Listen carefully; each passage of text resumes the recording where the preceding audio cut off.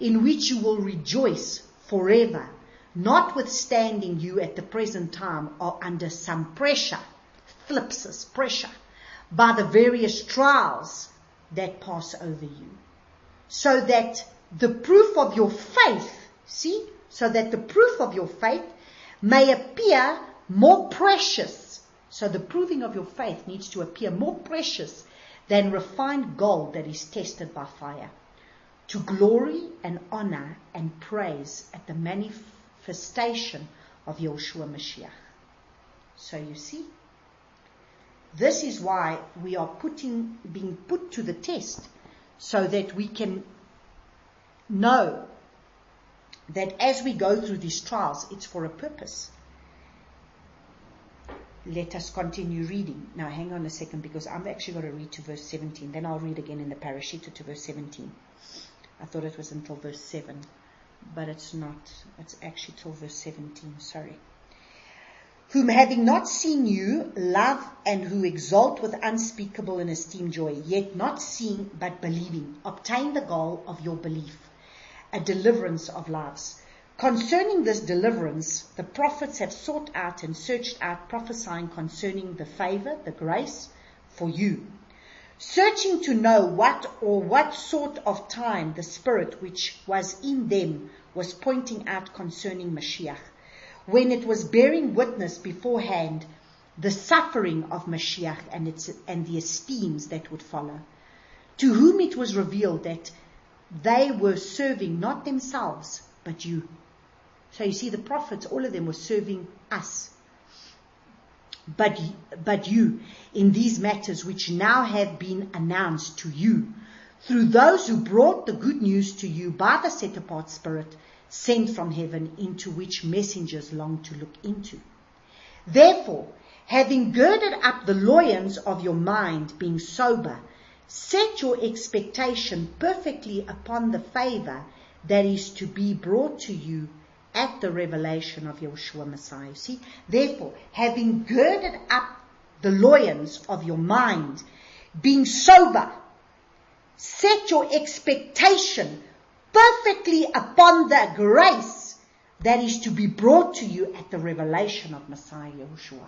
So, what is our mind? What is everything that we're going through? We should be setting our mind on the prize at the end, not on what we go through in the middle.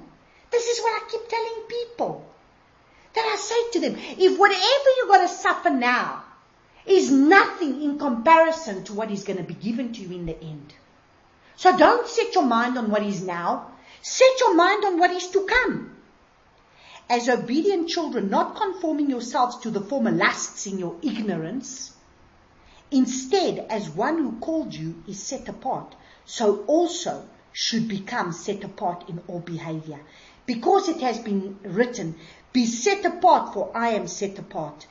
And if you call on your Father, okay.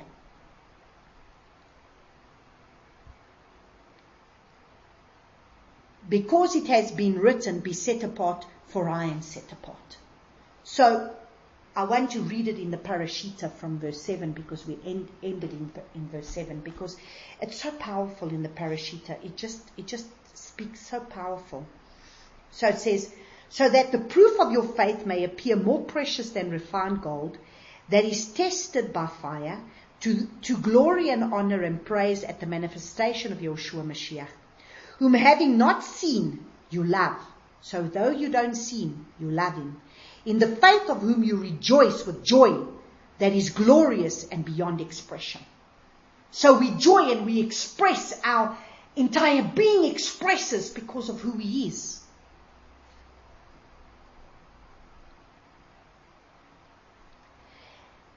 That you may receive the reward of your faith, the life of your souls, that life, namely, about which the prophets inquired when they were prophesying of the grace which was to be given you.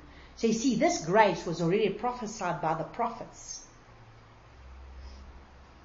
And they searched for the time which the Spirit of Mashiach dwelling in them did show and testify, when the sufferings of Mashiach were to occur and his subsequent glory. So you see, and to testify when the sufferings of Mashiach, so the pressures of Mashiach, were to occur, and his subsequent glory. And it was revealed to them with respect to all. They were searching, that not for themselves were they inquiring, but for us. They were prophesying of those things which are now manifested to you by means of the things we have announced to you by the Ruach HaKodesh, sent from heaven, which things the messengers also desire to look into. Wherefore, gird up the loins of your mind and be awake perfectly, and wait for the joy which will come to you at the revelation of our Master Yeshua Mashiach. So the joy at his coming. So you see, that joy will take away all the pain, all the suffering, everything. As obedient children, and do not be participants again with those former lusts with which you lusted when you were without knowledge. So don't be lusting like the Israelites in the desert now were lusting after the leeks and the garlic and all those things that they had in the desert. That they had when they were in Egypt. And they were lusting for that, and they were craving for that, the cravings of the meat and the leeks and the onions and all those things that they had when they were in Egypt. Don't be lusting for that. Don't lust for the things of this world and the things that this world has got to give you, but keep your eyes on the mark.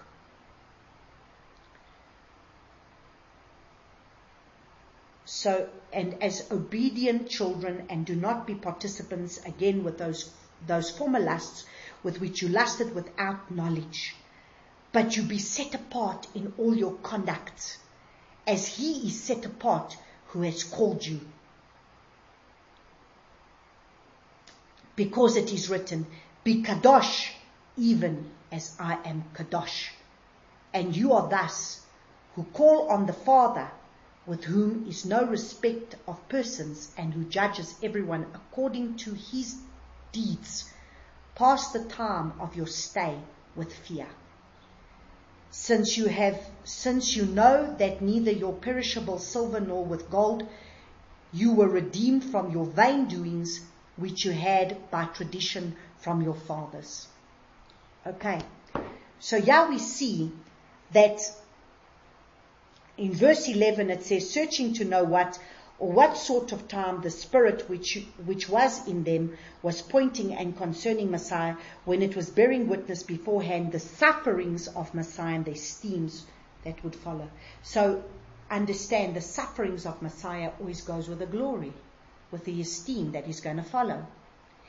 And then if we look at verses 17, and it says, and if you call on the Father, who without partiality judges according to each one's work, pass the time of your sojourning in fear. So pass the time of your sojourning. They were sojourners in the wilderness. Pass the time of your sojourning through this wilderness in fear. In fear of Allah.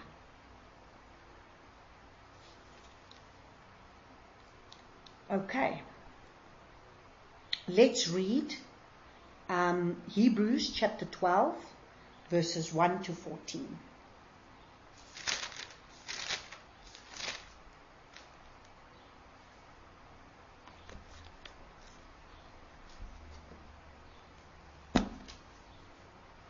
Hebrews chapter 12, verses 1 to 14.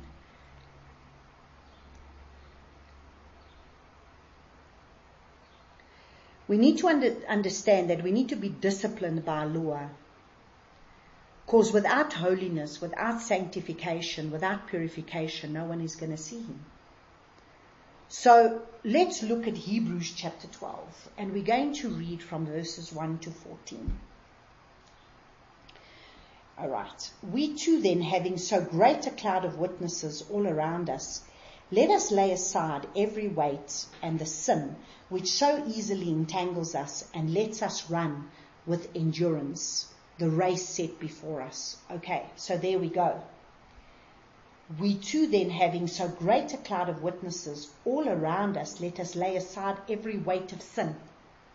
So by now we really need to start getting rid of the sin in our lives, which so easily entangles us, So this sin will come and entangle us, and let us run with endurance the race set before us. This endurance, this hupomene, that is the steadfast, patience.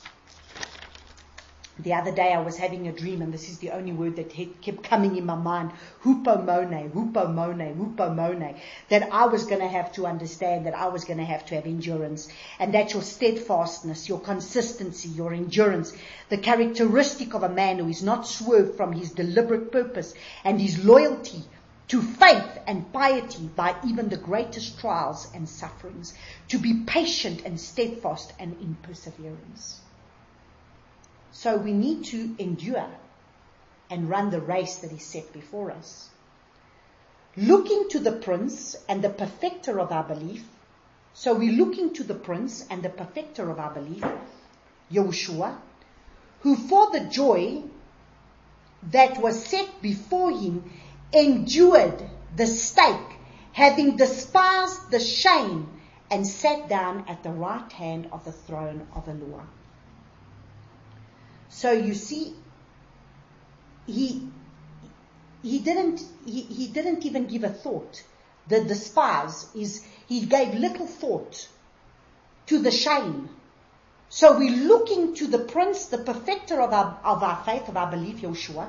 So while we are going through these things, who is going to be our main focal point? Yahushua. He's the one who's already paid the price. He's the one who's already run the race. He's the one who's already gone before us. He's the one who's already helped us to overcome everything. And even whatever we have to endure in standing steadfast and go through this, through this pressure and this thlipsis, we have to endure. So it says, who for the joy that was set before him endured the stake. So he had to endure the stake. He had to endure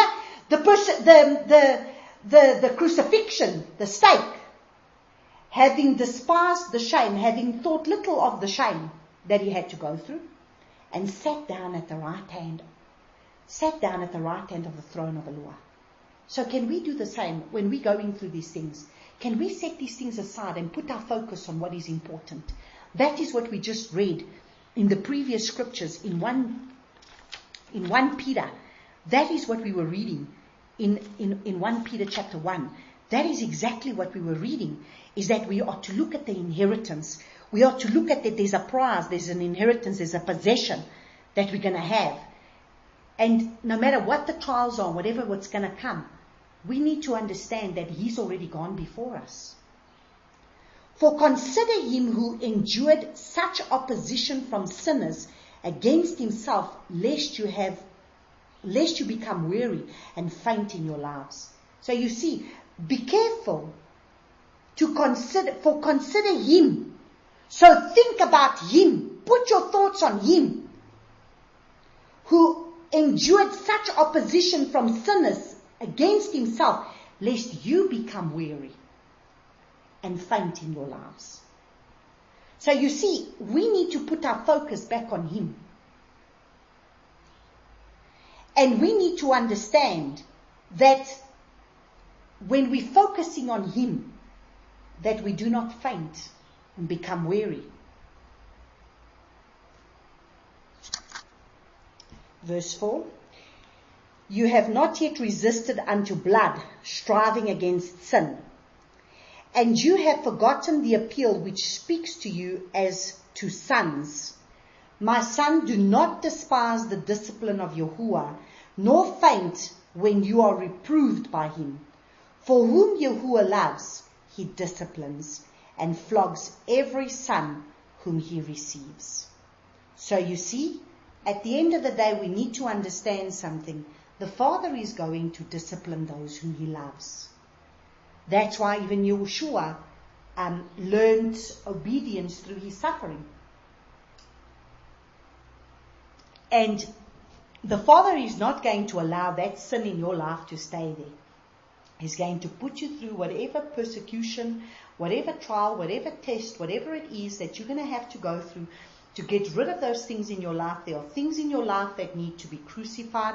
There are things that could be, you can go through pressures. Remember we read last week, we can go through certain sufferings because of sin, and then we can go through other things because we have to be able to suffer for the sake of Yeshua, for his name's sake. But he says he will discipline those whom he loves. If you endure discipline,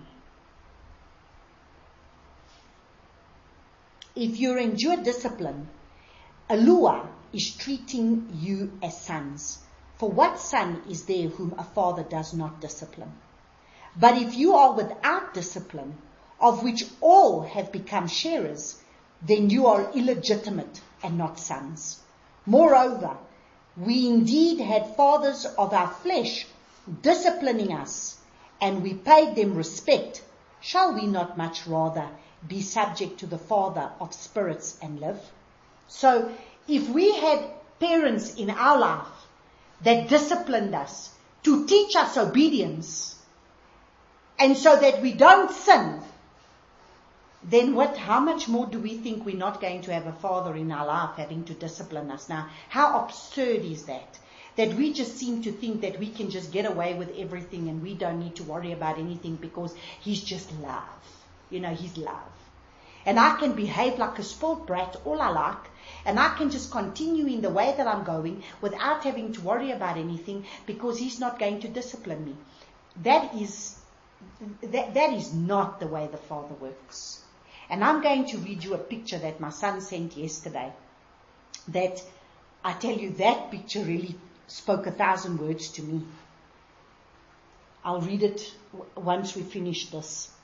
It says, "For they indeed discipline us for a few days, as seemed best to them, but he does it for our profit, so that we might share his apartness, so that we might share his holiness, so that we might share his set apartness, his holiness." And indeed, no discipline seems pleasant at the time, but grievous. But afterward, it yields the peaceable fruit of righteousness. To those who have been trained by it. So strengthen the hands which hang down, and the weak knees, and make straight the paths for your feet, lest the lame be turned aside, but instead to be healed. Pursue peace with all, and pursue apartness, without which no one will see the Master. So see to it that no one falls short of the favor of Alua, that no root of bitterness springing up causes trouble, by which many became defiled. Okay, let's just look at that verse 14, that apartness. It says there, pursue peace with all and pursue apartness. The same as in verse 10, it says, "For they indeed disciplined us for a few days as seemed best to them, but he does it for our profit, so that we might share his apartness."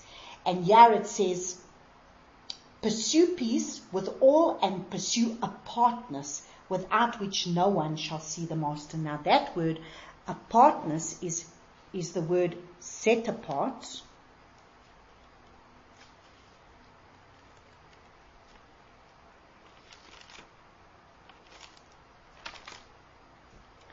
And it's basically to be set apart, to be holy, to be sanctified, to be able to be set apart for him. Set apartness in holiness. It's basically the word for holiness. To be sanctified, sanctification, purification, apartness. And you see, this is the very thing that people need to understand. The Father does not want you to carry on in your flesh. He can give you the lusts of your flesh. Oh, that he can, I can tell you now. He can certainly give you the lusts of your flesh. That he can. But I want to read to you a picture that my son Dylan gave me yesterday. This was scary. The way that this speaks, and it truly is, I understand this. It says, the worst thing that God can do to you is to turn you over to you. The worst thing that a lure can do to you is to turn you over to you. Which means he can turn you over to the desire and the lust of your own flesh. That's the worst thing he can do. So you know what? Badger him long enough and want your way, and continue to pray for what you want and have your way, and let him hand you over to yourself, and you are your own worst enemy, and you will self-destruct in the end. Because at the end of the day, his purpose and plan is to crucify your flesh so that you can fulfill his purposes and his plans. But if he hands you over to you, he allows you to have your way and do what you want, and that's the worst thing that he can do, because you will self-destruct.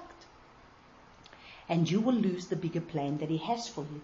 So you see, that is why he wants to discipline us. He wants us to be able to be disciplined. So a lot of the things that we go through, so like in verse 11 we read, and indeed no discipline seems pleasing at the time. The same as when we are busy disciplining a 3-year-old or a 2-year-old that is got that evil nature within them. If you don't break that little rebellious spirit within them, that's why it says, spare the rod and spoil the child.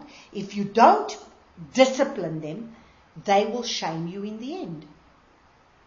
They will, and if we're not going to be disciplined, we will turn against him in the end. And it says, but grievous, but afterwards it yields the peaceable fruit of righteousness to those who have been trained by it. So you see, the more we allow him to discipline us, to allow us to go through those tests and those trials, the more we will establish his righteousness in us, which is his commands being obeyed.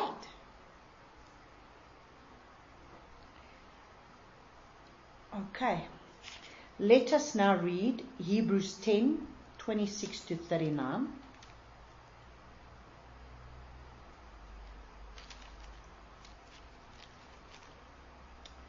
Hebrews 10.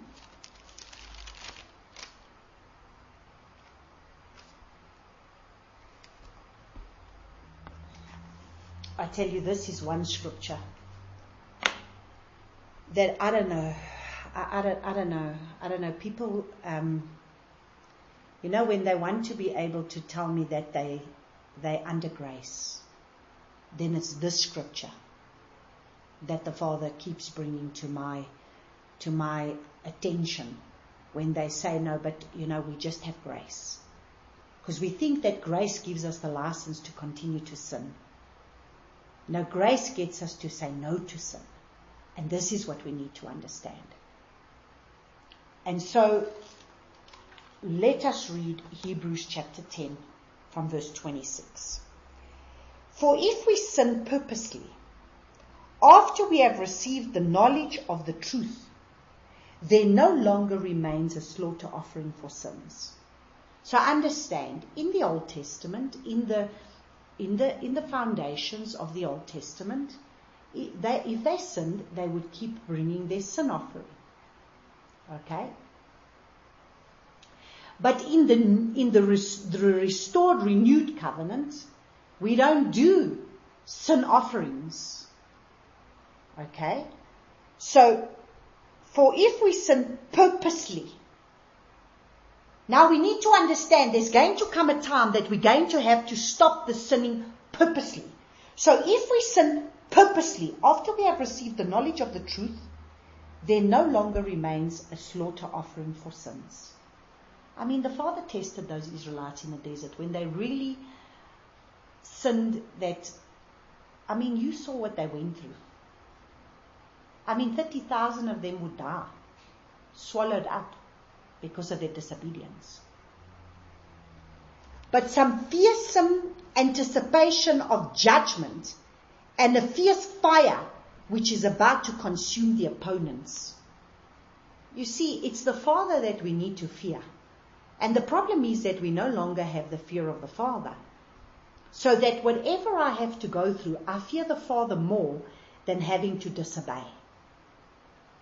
anyone who disregarded Torah of the Torah of Moshe dies without compassion on the witness of 2 or 3 witnesses. So if they disobeyed, if anyone disregarded the Torah, if anybody disobeyed the Torah of Moshe, dies without compassion on witnesses of 2 or 3 witnesses. So if there was witnesses where they had disobeyed, they would die if they willfully sinned.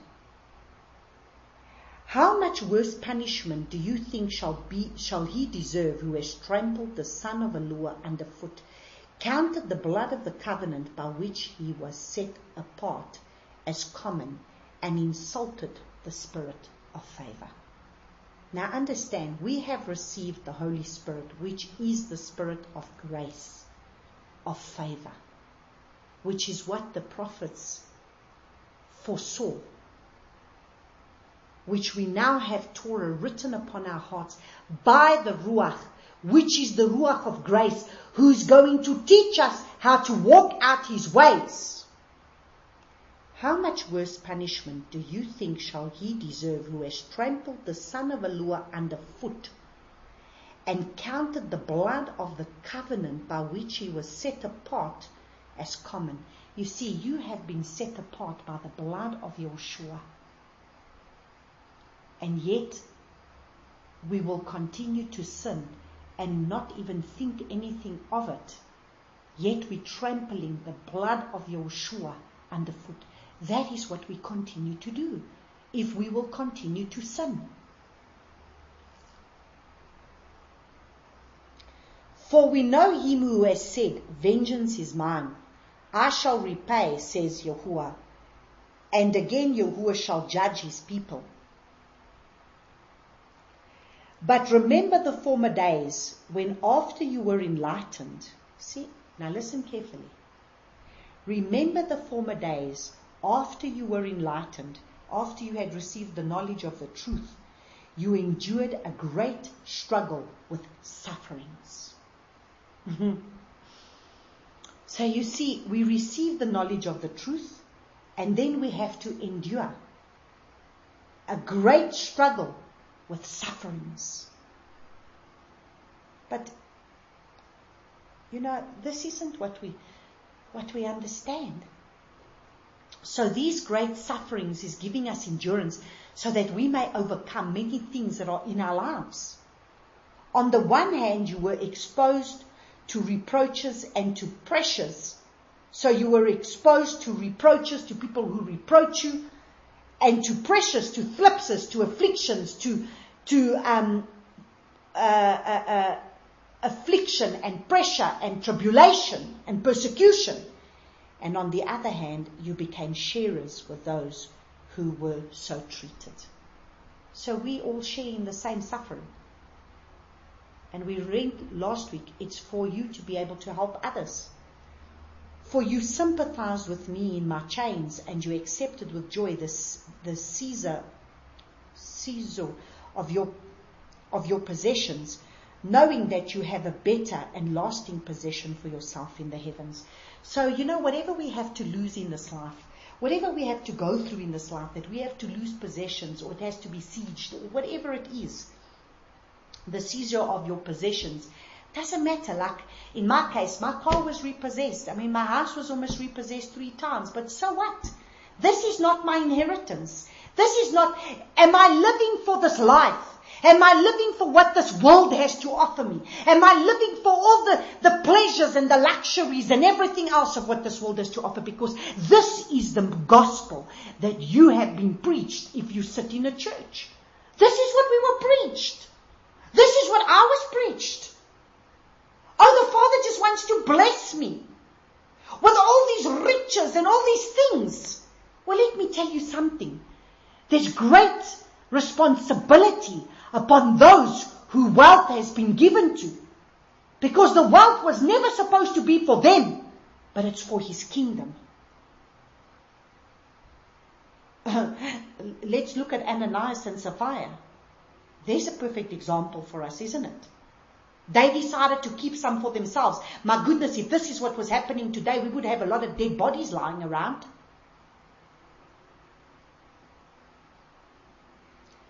He says, do not then lose your boldness, which has great reward. For you have need of endurance. Do you see how many times do we read about endurance? Do you see how many times we read about endure? Do you see why the Father, that's why even in my dream, I was dreaming about the very word hupomone, steadfastness, consistency, a characteristic of a man who is not swerved from his deliberate purpose and his loyalty to faith and piety. So, knowing what you stand for is going to limit what you fall for. So it says, for you have need to endure, of endurance, so that when you have done the desire of Eloah, you receive the promise. So knowing what you stand for limits what you fall for. If you're going to fall for everything, you're not going to receive the promise of the inheritance that he has to give.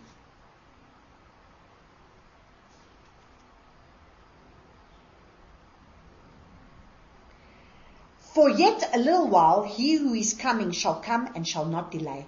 But the righteous shall live by faith, by belief. But if anyone draws back, my being has no pleasure in him.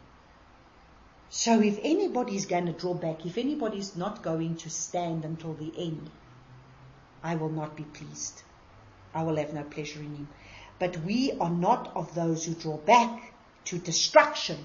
We are not of those who will allow ourselves to be totally destroyed, but of faith, of belief, to the preservation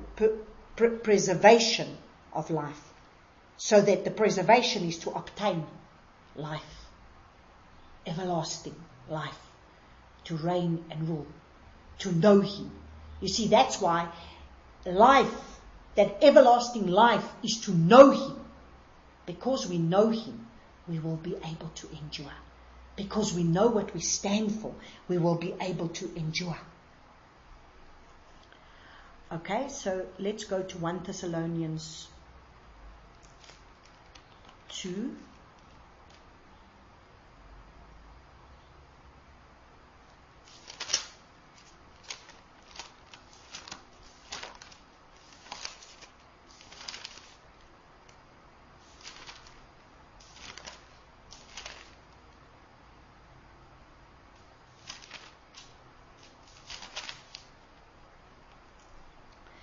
Okay, 1 Thessalonians 2, 2-4.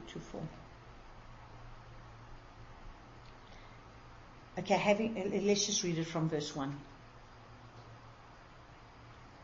1-4. For you yourselves know, brothers, that our coming to you was not in vain. But having suffered before, and having been mistreated at Philippi, as you know, we were bold in our allure to speak to you the good news of allure in much struggle, in much battle. That struggle is the word battle. It's battle. But having suffered before, so understand, we have suffered, and having been mistreated in Philippi, as you know, we were bold. So even though we were suffering, even though we were having to be mistreated, we were bold in allure to speak to you the good news of allure in much battle. So even though we were battling, we were bold in having to speak the good news. And this good news is that you're not going to be without trial and tribulation. You are being prepared. For the appeal we make does not come from delusion, nor from uncleanness, nor from deceit. So it's not coming from delusion, nor from uncleanness, nor from deceit. But as we have been approved by allure to be entrusted with good news, so we speak, not as pleasing men, but by allure who proves our hearts. Now that word approved and proves, it's the same word as dokimazo. Dokimazo. D-O-K-I-M-A-Z-O. Dokimazo. It's actually, you say it dokimazo. It's like mazo. Dokimazo. But it's got no D. But yet it's being spoken as dokimazo.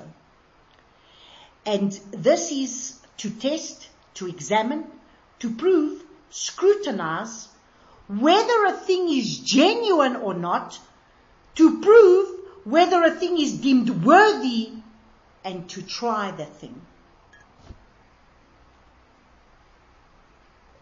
So, as we have been approved, as we have been scrutinized to see whether a thing is genuine or not, by a lure, so you will be approved whether you are genuine or not. He's going to separate the goats from the sheep. Those who are sheep will be sheep. Those who are goats are rebellious. Goats do not follow instruction. Sheep do. Sheep follow the shepherds. Goats don't. That's why he comes to separate the sheep from the goats. Because do you know that I never thought of it. I didn't know it because, I don't really, unless you're in a farm, do you know what sheep look like and what goats look like? It was only when we were in Israel, when we went to Nazareth village, they had a little farm, not a little farm, a little kraal thing there where they put a few sheep. But in between the sheep there was a goat. And let me tell you something. The sheep and the goat looks the same. The only difference is the sheep has got the little tail hanging down and the goat has got its tail up. And what was interesting is that when we went, I think this was in 2015 when we were there, that this time round when we went now last year, they had removed the goat. But there was a goat there, and I tell you, that goat was always fighting with those sheep. And our guide that was in the Nazareth village that was guiding us says, I keep telling the shepherd now, he must just remove this goat because this goat is really naughty. And he says, but in a way it's good to keep the goat there for us to see the difference between a goat is very rebellious. A goat does not obey. A goat does its own thing. A goat goes its own way. A goat will not allow the shepherd to train it and lead it and break it so that it can be able to follow the shepherd. Where a sheep allows the shepherd to mold it and shape it so that it hears the shepherd's call and it is able to be led by the shepherd, not a goat. A goat is rebellious in its nature. It kicks up against the shepherd. It will not learn. It's rebellious. It will not allow itself to be broken. And this is what he explained. And this is exactly what it is. So you see, but we have been approved. So we have been basically scrutinized, tested, examined, proved of our genuineness to approve and redeem worthy by a lure to being trusted with the good news. So we speak, not as pleasing men, but a lure who proves our hearts. So we need to understand he's going to test our hearts, whether we're going to be obedient to him or not, so that we can be those that are faithful to bring his good news. So that we can be those that can be proved faithful, that we will keep his commands. So, if we go look now, we need to understand that in these last days, he's going to allow us to be able to go through these very stern testings that are going to come, whether we're going to obey him or not, and he's going to separate the sheep from the goats. Because at the end of the day, it's the sheep that are going to inherit the kingdom, not the goats. The goats are rebellious. The goats will not endure. The goats will not allow themselves to be tested and broken and go through the suffering and go through the purification and go through all of that. I will not forget one of the other things I want to just give, if we look and see in terms of being, the Israelites in the desert being tested, they were being tested whether they would be obedient to his commands. We are going to be tested. It's one thing to be able to say, oh wow, you know what, I keep the Torah, I obey the Torah, you know what, I follow ways of Torah, I follow his commands. But until that test comes your way, will you really know? Like in my case, I will be able to speak, for example, of when I've got cancer in my body. Now, I gave the example of last week about the cancer that I would not have known that I had, that there was the self-hate. But I was tested in that test with my cancer. Now let me tell you the test of my testing in that cancer. So here I am, I've just been diagnosed. This is the end of 2009. And we had just been on a trip for the father. Here we are, we've just gone to We've just been in Turkey, and the Father just got us to go and deal with 2 specific churches that we needed to deal with, and we've just gone and dealt with this Queen of Heaven spirit and everything else that we needed to do. I come back, and believe you me, and then we were in Israel after that, and we had to do a lot of things for the Father as well. And anyway, we come back, and no sooner do I get back, and I don't feel well. And so I go to my gynae, and here I am being diagnosed with cancer. And he says, no, we've picked up cancer cells in your body. It looked like it was around the colon area. They weren't 100% sure, but it looked like it was around the colon area. But they needed to do a CAT scan. So immediately he booked me for a CAT scan. And when he booked me in for a CAT scan, I went to the hospital and was there, and now, I was at the clinic, and now they're going to do the CAT scan. And anyway, this woman comes and she brings me like a liter of stuff I needed to drink. So I looked at this, and it looked like paraffin.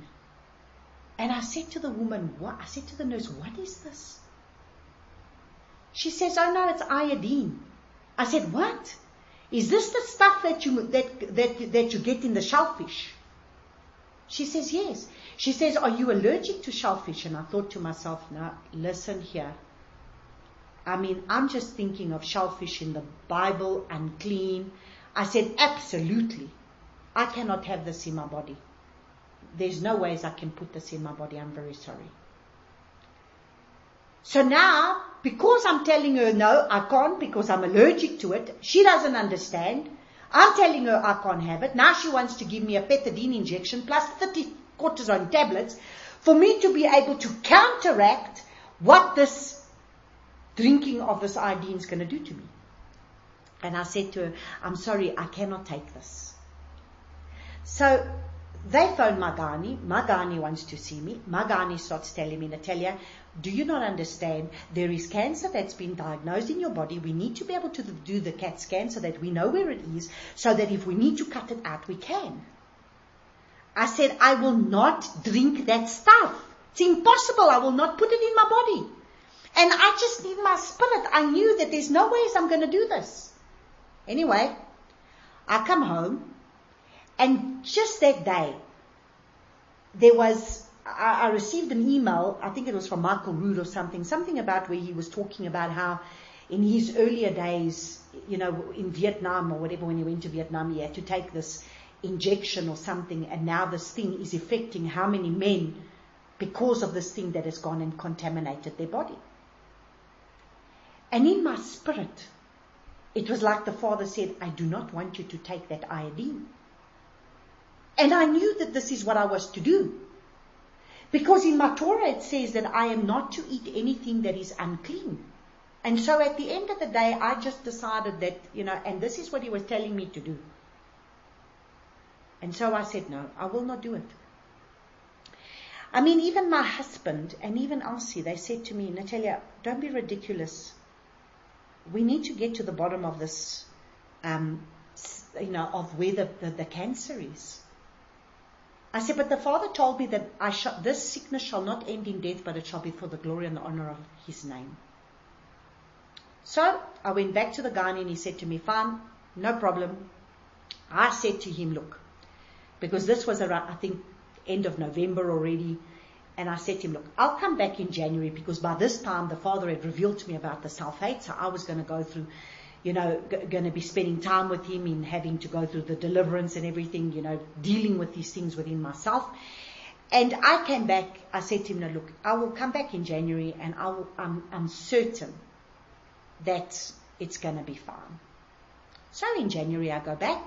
By this time I've done the prayers, I've done everything. I'm going to go back, and I get to I go to the gynae again, and only to find out that he puts me through the tests again, only to find out that the cancer cells have increased. It's now, instead of it being at 40-something%, it's at 70-something%. Now he's extremely worried. Now he's already sending me to a surgeon, and now they're going to do a colonoscopy, gastrectomy, whatever. And I said to him, now why didn't you just offer me this in the beginning?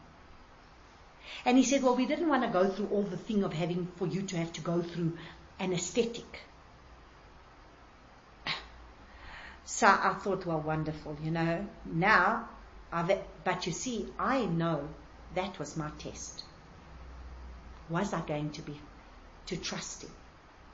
Anyway, when I went into the theatre, well, just before I went into theatre, I went into they put me in the ward, and this nurse comes, and as I walked in, I looked at this woman and I saw she had no hair, that her hair had fallen out because she was obviously one of those cancer patients, and the devil says to me, that's going to be you. And I said, I rebuke you, Satan.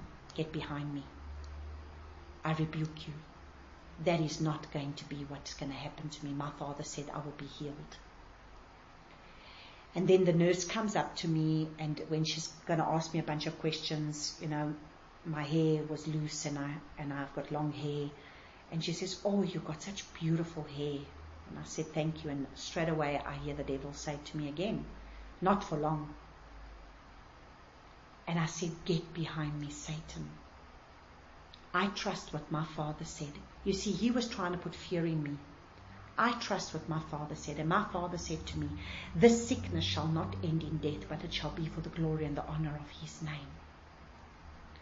And so they told me that they said they were going to, so I went into theatre and they put me under anesthetic. And when I came back, they gave me a report.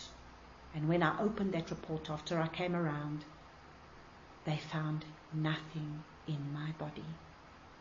They found no cancer anywhere in my body. And for 3 years after that, I was tested constantly to see if those cancer cells were there, and there was nothing in my body. And so at the end of the day, you see, there was a test that I had to overcome. And fear tried to grip me, and was I going to succumb to what man was saying to me, or was I going to succumb to what the devil was saying to me, or was I going to succumb to what the Father had said to me? And I needed to stand in what the word that he gave me, because one morning I woke up, and as I woke up, those were the words that he gave me, that he said, this sickness shall not end in death, but it shall be for the glory and the honor of my name. So let us read now Jeremiah. We've got 2 last scriptures and then we finish off. Jeremiah chapter 17.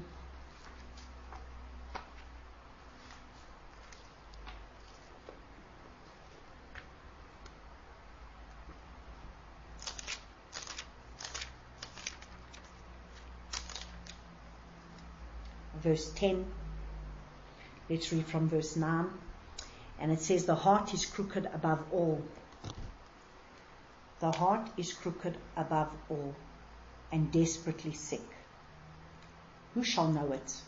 I, Yahuwah, search the heart and try the kidneys, and give every man according to his ways and the fruit of his deeds. So you see, that is exactly what that picture said. That the worst thing that can happen to you is for a lure to hand you over to you. And he says, and Yahuwah searches the heart to try the kidneys and give every man according to his ways, according to the fruit of his deeds. So if you want the Father to give you according to your ways, where you want to go through nothing, where you want nothing in your life, where you pray everything away, where you're not willing to endure, where you're not willing to go through anything, then that's fine. That word way is the Hebrew word for derek. It's called derek. And it's path, road, manner, habit. Of course, the course of life. So it's the path, road, manner, habit of the course of life, or of moral character. So it's the manner of moral character, it's the habit of moral character, or it's the course or the road of life. And he will hand you over to whatever it is, to the fruit of his deeds. So if that way is corrupt, he will hand you over to that, and you will reap the fruit of that, according to the fruit of his deeds. So Yahuwah searches the heart. He knows. He searches the heart. And he will try the kidneys and give every man according to his ways, according to the fruit of his deeds. So he's going to test the heart, and he knows what goes on in our hearts. And therefore, that's why he brings the things, so that we may be able to get out of us what's not of him. And that's what we need to allow him to do. And so, we will finish off. Just quickly turn there.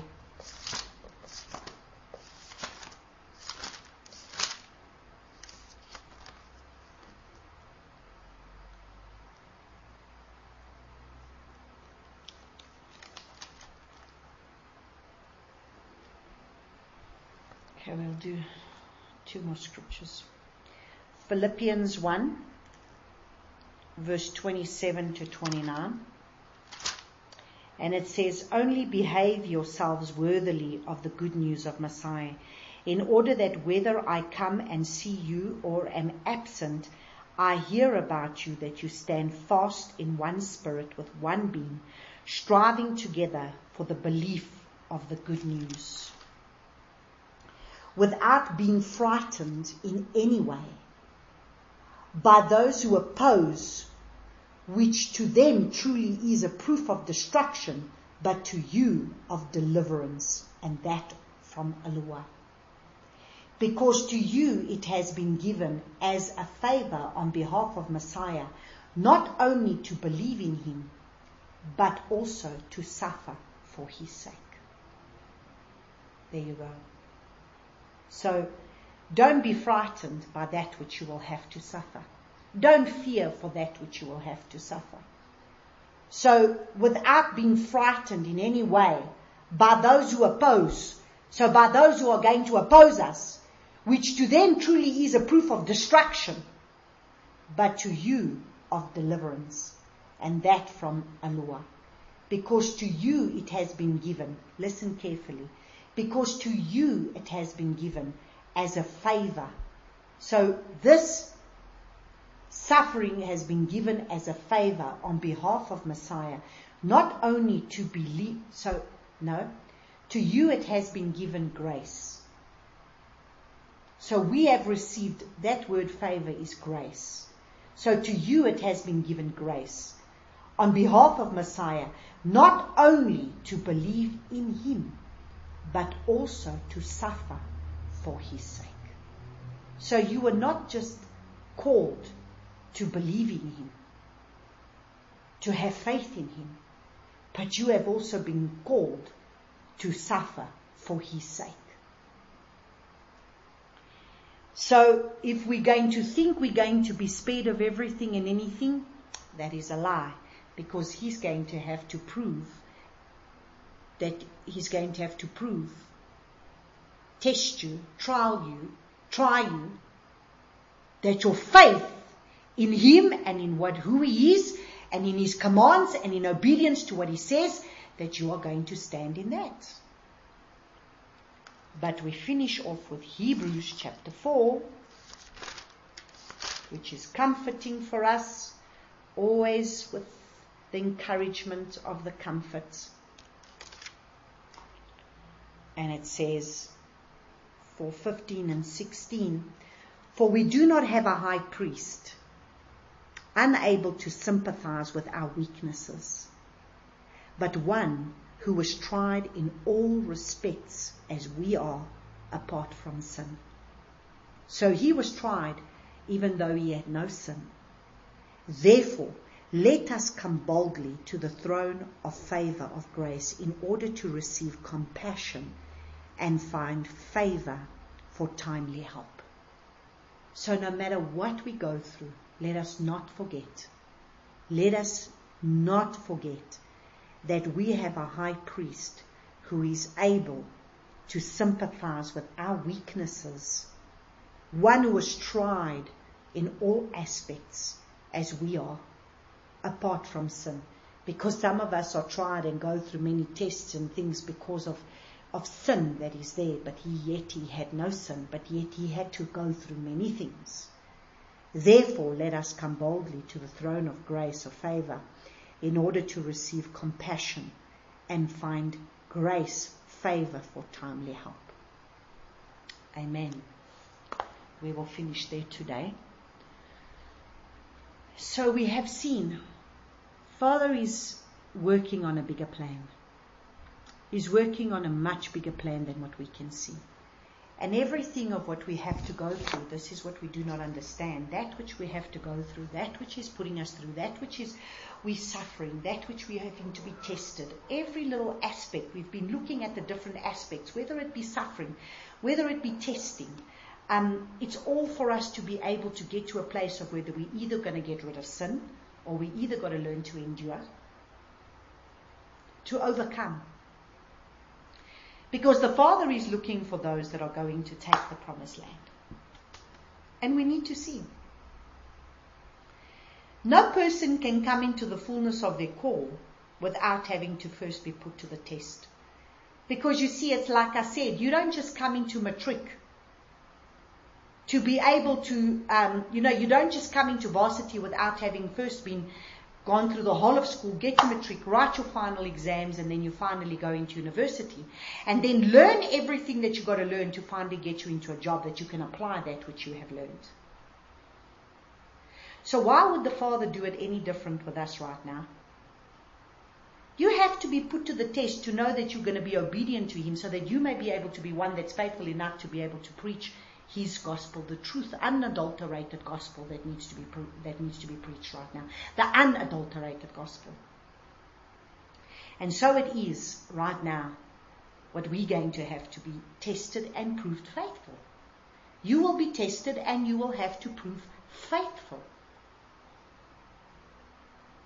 And if the Father has done that with the Israelites, if the Father has done that with the patriarchs before, Abraham, Yitzhak, Yaakov, so the Father is going to do that with us.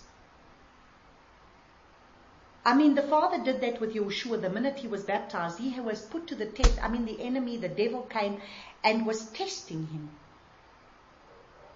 Well, not so much testing, but it was tempting. All the temptations that came his way. And so too, Eve was in the Garden of Eden and she had a temptation. And she either needed to be obedient to the Father, be obedient to the Father, or she was going to succumb to the temptation. And so what makes us any different? No, but we don't want any test and we don't want any trial and we don't want anything, because all we've had is this gospel that's just telling us how we just got to embrace this world and everything that this world has got to give us. But let me explain to you once again. You've got to give up to go up. What are you giving up to for you to be able to go up? You see, you're not just going to go to the next level in your relationship with the Father without you being tested, proved faithful in this level, and then you go to the next level. And that's why we're being tested right now with the little tests that come to give us the bigger tests eventually, so that we can learn to overcome in the bigger trials and tests. This is what I've been telling people for years. If you can't even overcome this little thing that's going on in your life, how the heck do you plan to stand when the real tests come? When you're going to be persecuted and killed for your faith, how are you going to stand then? And so it's not a gospel that you've got to gain it all. It's a gospel that you've got to lose it all. To lose is to gain. But we are trying to live in this world, gain more of this world, want more of this world, and it's this world that needs to give us everything, and as opposed to being able to come to a place of where we're supposed to surrender more. It's the upside down kingdom. You got to lose it all to gain it all. The more you lose in this life, the more you're going to gain in the next one. Why are we putting our focus on what this life has to give us? Why? Why, when our focus should be, whatever I'm going to have to give up in this life right now is nothing in comparison to what He's going to give me, which is exactly what He said. It's nothing in comparison to the inheritance that we're going to receive, that has been kept for us in heaven until the coming of Yeshua when He comes, so that we may be able to reign and rule with Him. To either be seated on a throne with Him or to be outside the gates. Who do you want to be? Because, Father, have mercy. I know who I want to be, and I'm nowhere near there. But every day I have to allow Him to be able to crucify my flesh every day. So let us close off in prayer. Oh, Abba Father. Father, I just want to thank you. Father, I pray that there will really come an hour now where this message really needs to be able to becoming a message that one really needs to be able to start to preach in this hour that we are in. Father, I don't always understand what it is that you require of me, but I am understanding one thing, that there is more surrendering in my flesh that I need to give up right now, as we need to start to become prepared for what is ahead of us. When we see the persecution that is out there and the beheadings that are out there, we always say, it's for them, it's not for us. We are the faithful chosen ones. Father, I don't actually think we understand that you will test us like you did the Israelites right until before they entered the promised land. When they had to face the giants in the promised land, they were to take the land, face the giants, and instead they feared. Father, I pray that we will not be those that will be able to fear, but we will be those that will face the giants, take the land, and reign and rule for our King. Father, teach us, I pray. Teach me, I pray, to be able to allow you to have your way in those things that come in my life, those things that I so desperately want to sometimes pray away because I can't take it anymore. But instead allow you to have your way as that is working a bigger thing in me that I don't understand. It's teaching me to be able to become a son, as it's the sons of Elohim that will inherit the earth. And you, all creation groans for the sons of Eloah to arise and restore all things back to you. Creation is groaning. But for one who is a son is one who has to be allowed to be disciplined, and you discipline those whom you love. And Father, if I just think of how many times I stand against you and you're disciplining, Father, please have mercy, my Father. Father, I pray that you will just continue to give us the grace to overcome. Give us the grace that we will not trample the blood underfoot. Give us the grace that we will be able to know you, to not only know your commands, but to be obedient to that which you tell us, not just only in the written word, but in the spoken word, even when it doesn't make sense in our minds. Thank you, Father, for the truths that you are revealing to your people in this hour. And thank you, Father, for the humility, the humility that you're bringing, especially even in my life, that I am in awe and I am humbled by who you are. Thank you, Father, that you will humble us further so that you may be exalted and so that we may constantly look at Yeshua, the author and finisher of our faith, the one who is seated at the right hand, at your right hand, the one who's already gone before us, the one who is our high priest, the one who has already endured, the one that has already gone through everything, suffered everything, and there are sufferings that we need to be able to go through in order to bring glory and honor to his name. Father, help us with that, I pray. We praise and we thank you for this in Yeshua's name. Amen and amen.